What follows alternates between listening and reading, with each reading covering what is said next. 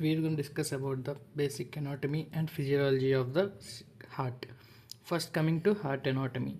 So this is the radiological anatomy of the heart. If you take a cross section in CT scan, you would get this type of structure. What does this mean? See, this is the most anterior structure, which is your right ventricle. When what is the most posterior? This is nothing but your left atrium. So if you see, this left atrium is more close towards the esophagus and aorta, and also we know the left side recurrent laryngeal nerve is too caudal, which is too nearer to the heart.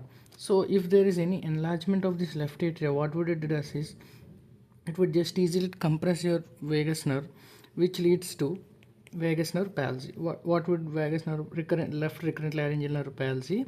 What does this left recurrent laryngeal supplies this left recurrent laryngeal nerve supplies your laryngeal muscles, so your vocal cords and all of that. So the motor function of the larynx is gone. Now see here, if there is left atrial enlargement, you could have dysphagia because due to compression of esophagus.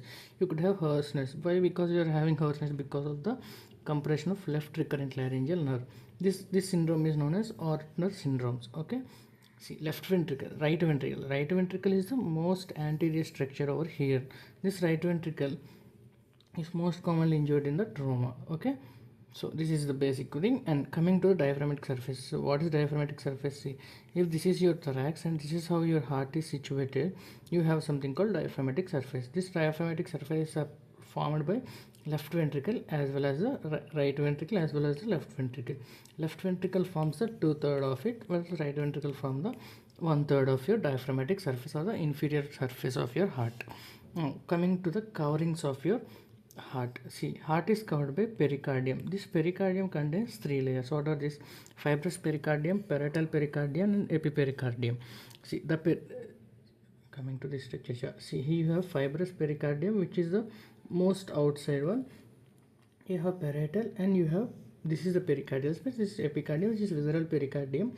This visceral pericardium is too nearer to the heart, whereas fibrous pericardium is too nearer to the thorax. So in between both of this, you have something called parietal pericardium. So these are the 3 coverings of your heart. So there is a space between parietal pericardium and epicardium. This is known as pericardial space.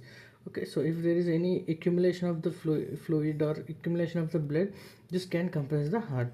This is a very emergency condition. See, pericardial space lies between parietal pericardium and the epicardium. Pericardium is innervated by phrenic nerve.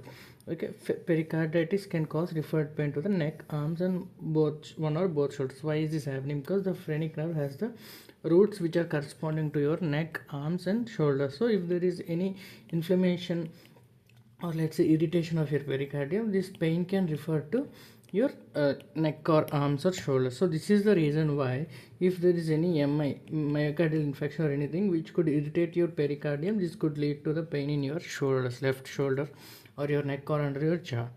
Okay, now coming to another radiological image of the heart, you could see here you have superior vena cava, here you have achievous vein, inferior vena cava. This superior vena cava and inferior vena cava draining into your right atrium. Okay, here you have right ventricle, left atrium, left ventricle. See, descending aorta would come like this. So this is the descending aorta. You have pulmonary artery, you have aortic nerve. So these are some of the structures that are visible in your X-ray. Coming to coronary blood supply. See, the heart itself needs blood. So the supply of the heart is very unique and interesting because any ECG changes you could correlate to the ECG changes that you see.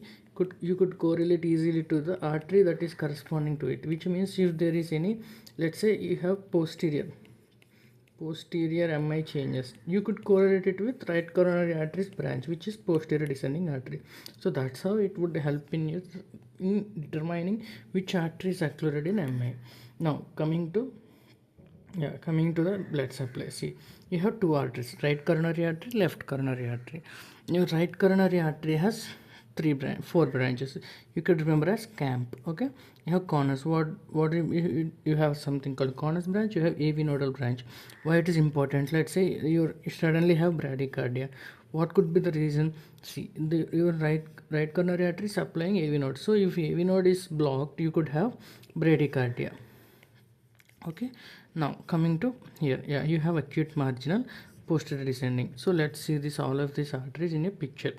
See, if you come to the anterior view, you have posterior view. See, this is the posterior descending artery that is coming more towards posteriorly, and this posterior descending artery would supply posterior part of septum, interventricular septum. Okay. Now you have something called marginal artery. What is right marginal artery? See, acute marginal artery. This is acute marginal artery. These are all the branches of right coronary artery, and you have conus artery. Okay, so these are the important branches of right coronary artery. Coming to left coronary artery, you have two arteries coming arising from left coronary artery. One is left circumflex, one is left anterior descending. So coming to see, this is the left circumflex artery which is going posteriorly, see, in the atrioventricular groove. Okay, then you have left anterior descending. What do you mean left anterior descending? See, this left anterior descending artery would supply the anterior 2/3 of your interventricular septum. Okay, so by correlating this artery blocks along with your ECG changes, you can determine which artery has been blocked. Okay, let's see also the ECG changes in coming videos, but just to correlate, the ECG changes can be correlated with your artery that is blocked. Okay, now let's go in some of the matters. See, left descend in its branches supply the anterior 2/3 of interventricular septum, anterolateral papillary muscle supply, and also anterior surface of the left ventricle, most commonly occluded. See, left anterior descending is the most commonly occluded. Now something posterior descending. Where does this posterior descending artery arise? This posterior descending artery is from the right coronary artery. So this posterior descending artery supplies the posterior 1/3 of interventricular septum. This is we have discussed. Posterior 2/3 of ventricles and posteromedial papillary muscles. See, right coronary artery supplies AV node. So this is AV node and SA node. So if there is infarct of this right coronary artery, this could lead to bradycardia or heart block. Yeah, right acute marginal artery supplies right ventricle. Okay, you have something called dominance. What is dominance? Your posterior descending artery, till now we have discussed, it is arising from the right coronary artery. So this is the most common. But sometimes what could happen is this posterior descending artery could arise from your left coronary artery. So this is known as left dominant circulation from left circumflex artery. So this variation could help in the determining the dominance. Is it arising from the right coronary artery branches or it coming from the left coronary artery branches? Codominant circulation, which means the posterior descending artery have supply from your left circumflex and right coronary artery. Now coronary blood flow to left ventricle and interventricular septum peaks in early diastole. We know because in early diastole your heart just relaxes so that the vasculature on the surface of the heart could relax so that more blood can flow through them. Okay, coronary sinus runs in the left atrioventricular groove and drains into right atrium. So this is about your anatomy. Now coming to physiology, this is very easy. See, stroke volume. What is? Let's understand the terms. Stroke volume, afterload, preload, contractility. First, let's understand these terms. Now coming to stroke volume. Wait. So let's say this is the heart. This is your right atrium, right ventricle, left atrium, left ventricle. See, your heart every minute receives the blood as well as it pumps out the blood.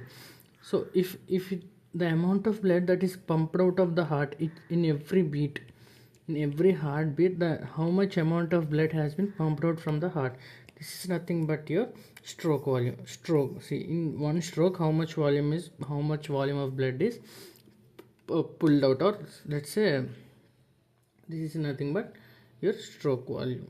This is nothing but your stroke volume. Now coming to the preload. What is preload? See, before pumping out the blood, you have some storage of the blood that is stored over here. This stored blood is nothing but at the end of the diastole.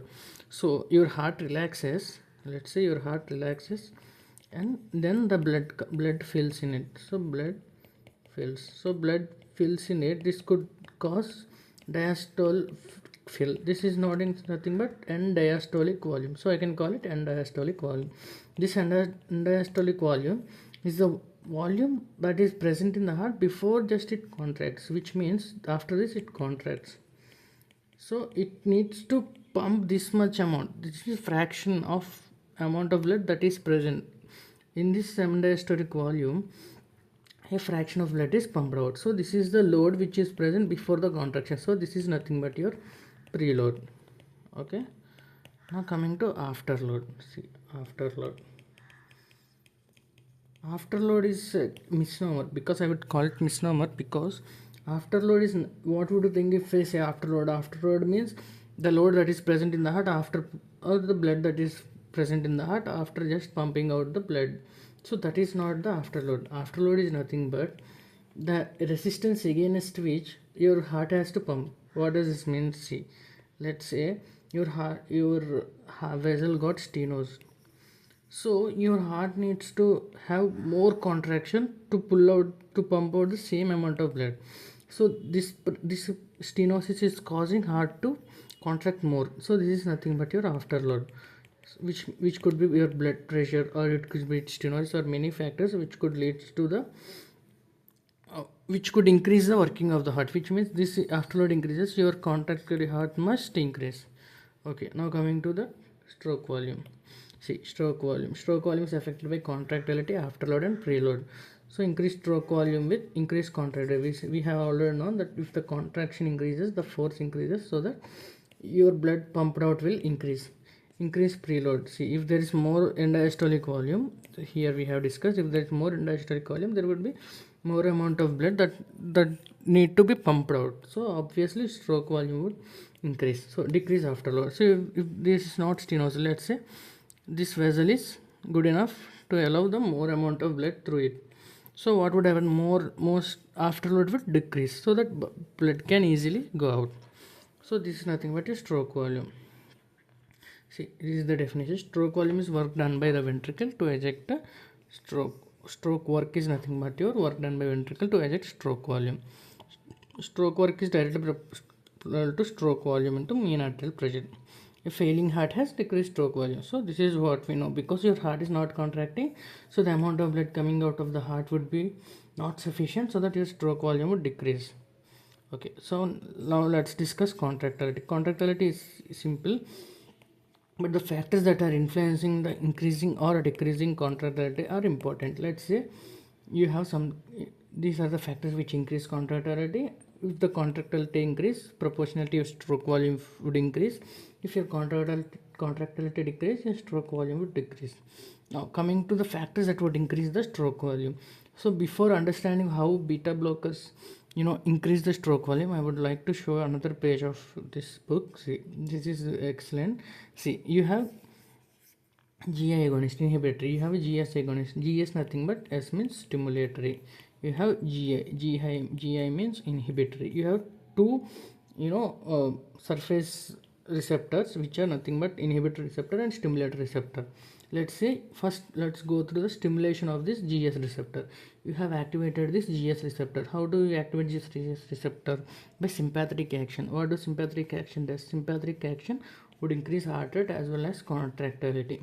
So you have activated this GS by epinephrine or prostaglandins or prostacyclin or phenoldiazepam or adenosine. What does this GS does? See, this GS will activate adenyl cyclase. The function of adenyl cyclase is to convert ATP to CAMP. Why? Because this CAMP then can activate protein kinase A. This is the main influencer of all the pathway. This protein kinase A would influence whether the heart to increase or decrease the contractility. So now let's say, let's remove this step for a while. You have CAMP, you have activated GS, and you have adenyl cyclase which is activated, which had formed CAMP. This CAMP had caused increase in protein kinase A. See, now this is where the step is important. So here you have sarcoplasmatic reticulum. Your sarcoplasmatic reticulum has calcium stores, which means, see, this nothing but you have calcium stores. See, this sarca pump is nothing but pulling out all the calcium which is present in cytosol into the sarcoplasmatic reticulum. So if there is no calcium available, there could be relaxation. See, this pump is inhibited by this phospholamine B, which means if this pump is inhibited, there will be more contraction. So what are you doing? You're inhibiting this inhibition, which means there will be more calcium stores for the next contraction. Okay, this calcium storage is increased as you stimulate more sympathetic system. You have more protein kinase A, which would inhibit your phospholamine B. This phospholamine B inhibition of sarca pump is inhibited. Okay, this inhibition of sarca pump by phospholamine B is inhibited, so that you have more calcium. For the next contraction, more calcium would release, which means you're basically increasing the storage levels within a sarcoplasmatic reticulum, okay, which could cause contraction. Okay, now coming to another way which you could increase this contraction. See, you have GQ, which this is also epinephrine, norepinephrine. This is by alpha 1 receptors. What do this do? This could activate GQ, which could form IP3 and DAG. This IP3 would stimulate sarcoplasmic reticulum to give more calcium. This calcium forms calcium calmodulin complex. This calcium calmodulin complex would activate MLC kinase, which would cause contraction. Okay. See, again, I'm just summarizing. You have two steps: GS, GQ, which could activate contraction; GI, which would inhibit contraction. See, GS would activate SC cyclase. GS would activate cyclase. So the adenyl cyclase forms CAMP. This CAMP activates protein kinase C. This protein kinase C would inhibit phospholamine B. This phospholamine B would inhibit your SERCA pump. Okay. Another way is by activating GQ, which forms IP3 DAG, IP3 which activate sarcoplasmatic reticulum, which could activate release of more calcium, which form calcium calmodulin complex. This calcium calmodulin complex will help in forming MLC kinase. This MLC kinase would cause contraction. So this is the simple path. So this is how it is explained here. See, catecholamine stimulation. What would the two pathways of catecholamine stimulation, which is GS or GQ? Now first let's discuss the GSC. As the GS is activated, we are activating protein kinase A by activation of CAMP. See, this causes phospholamine phosphorylation, which activate calcium ATPase pump, which increase calcium storage. If you increase calcium storage, in the next cycle there would be more calcium release. So if there is more calcium release, there would be more contraction. Now, if you activate protein kinase A, this could lead to calcium channel phosphorylation, increased calcium channel entry, and calcium-induced calcium release. So, this could be the pathways where you could increase the contractility by using sympathetic system, or you could simply increase your intracellular calcium, or you could decrease extracellular sodium. Why?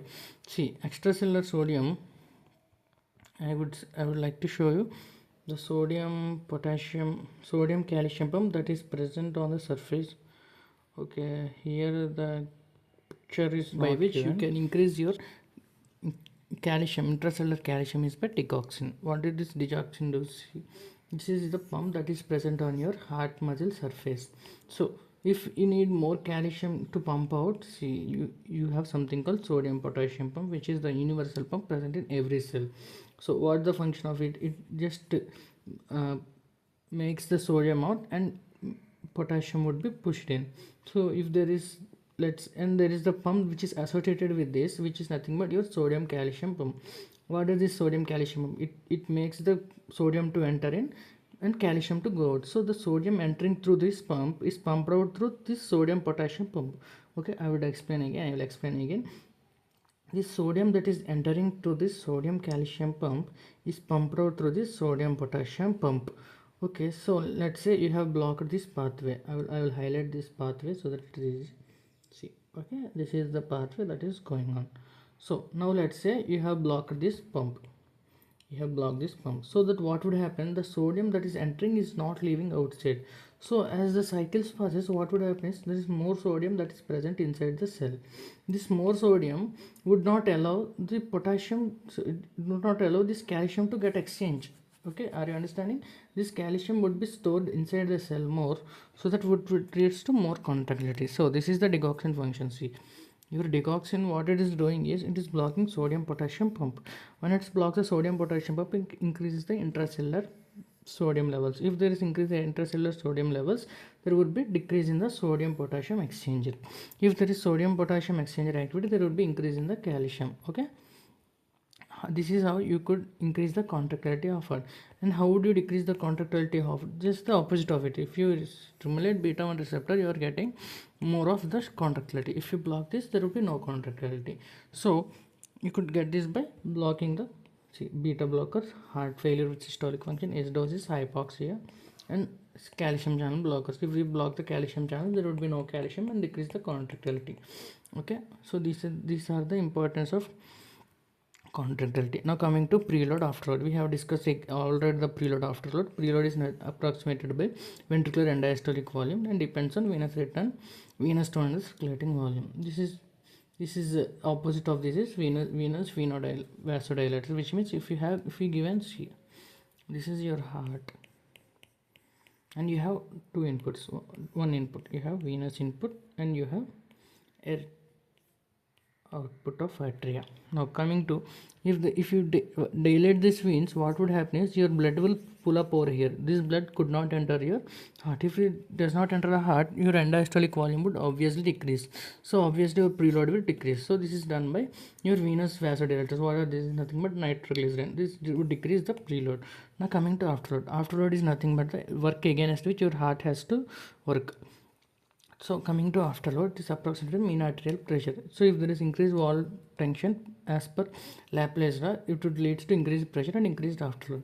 What do Laplace law suggest? Laplace law is nothing but, see, this is 2T by R surface, which is resistance is equal to 2T by R, which means as the pressure increase, your afterload would increase. Afterload is nothing but the work against which your heart has to done. Your heart has to do work. If there is more pressure, there will be more afterload. Okay, see, your arterial vasodilators would decrease the afterload.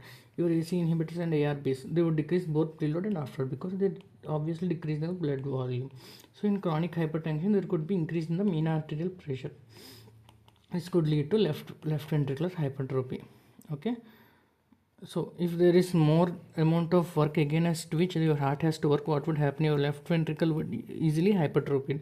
So this left ventricular hypertrophy is seen in the increased afterload. Now coming to cardiac oxygen demand. So if there is more work your heart has to do, the more oxygen it needs. So if there is more contractility or more afterload, let's say your heart has to your pulse rate is more, heart rate is more. Let's say you have your heart ventricle has become more thickened, which means you're increasing diameter of the ventricle. All this could lead to increase in the oxygen demand. So your MI is nothing but your mismatch between your heart demand and the supply. So if this is happening chronically, what would happen is you cannot give that much blood and that much oxygen to the heart. What would it lead to? It leads to ischemia and cause myocardial infarction. So coronary sinus contains mostly deoxygenated blood. Okay, so wall tension follows Laplace law, which means tension is equal to pressure into radius. Wall stress is equal to pressure into radius by 2 times the wall thickness. These are laws. Now coming to stroke volume. So stroke volume, already we have discussed. Stroke volume is equal to end-diastolic volume. End-diastolic volume is nothing but, see, and this is the end-diastolic volume, and let's say this amount of blood is pumped out. So the amount of blood that is pumped out can be measured by, this is end-systolic volume now. So this is the whole end-diastolic volume, and this amount of blood is pumped out. So this is nothing but end-systolic volume. So the difference between the end-diastolic volume and the end-systolic volume is nothing but your stroke volume. Ejection fraction is nothing but the fraction of blood that is pumped out. Okay, the fraction of blood that is pumped out in the blood that is present before. What I mean to say is, let's say you have this much amount of blood, which is your end-diastolic volume, and you have pumped out, let's say, 10% of it. So which means you have 100 ml and you have pumped out 10 ml per stroke volume. Your ejection fraction would be 1 by 10, which is 0.1. So this is just for reference, but the normal heart fraction would be 50 to 70. See, ejection fraction is the indication of ventricular contractility, which means if there is decrease in systolic heart failure, usually normal and diastolic heart failure. So normally ejection fraction is 50 to 70%. Ejection fraction is the index of ventricular contractility. The more the ventricle contract, the more the blood would be ejected out, and the more would be the ejection fraction. Now coming to cardiac output. What is cardiac output? This stroke volume is the amount of blood pumped out per stroke, which means if your heart just contract, this is the amount of blood. This is stroke volume. If you measure this for the heart rate, which is for a minute, this is nothing but your cardiac output. This cardiac output can be measured by rate of oxygen consumption by arterial content minus venous content. So this is a formula. So coming to exercise, what would happen in the early stages of exercise? Your cardiac output is maintained by your increase heart rate and increase stroke volume. Okay, which means your both your heart rate increase and also your stroke volume would increase. In later stages, your stroke volume would plateau because the amount of blood that is leaving the heart would be got a plateau. It could remain constant, but your heart rate could increase dramatically. So this could maintain the cardiac output in the later stages of your exercise. See, as your heart rate increase, what would happen? Your diastole decrease. If the diastole decrease, the amount of time that the blood needs to fill the heart is decreased. So the diastolic filling time decrease. So the stroke volume and cardiac output would obviously decrease. Now coming to pulse pressure. Pulse pressure is nothing but systolic blood pressure minus diastolic blood pressure.